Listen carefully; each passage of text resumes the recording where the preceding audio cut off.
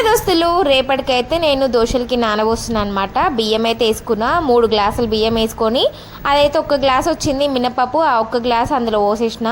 ఇంకా కొంచెం శనగపప్పు, కొంచెం మెంతులు కూడా వేసేసుకున్నా. 2 సార్లు వాష్ చేసి మంచిగా నీళ్ళు పోసి నానబెట్టేసిన. ఒక 6-7 గంటలు నానిన తర్వాత పిండి అయితే పట్టుకున్నా. ఇది నెక్స్ట్ డే మార్నింగ్ అనమాట. పొద్దున వరకు పిండి మంచిగా పులిసిపోయింది. ఇంకా కొంచెం పిండి అయితే పక్కకు తీసుకుంటున్నా. ఇప్పుడు వేసుకోవడానికి కొంచెం ఉప్పు అండ్ కొంచెం చక్కెర, దోశలకి కలర్ రావడానికి చక్కెర అనమాట. మంచిగా మిక్స్ చేసుకోవాలి. ఇంకా పొయ్యి మీద అయితే పెంక పెట్టేసిన, మంచిగా గరం అయిపోయింది. దాని మీద ఒక దోశ వేసి మంచిగా స్ప్రెడ్ చేసేసిన.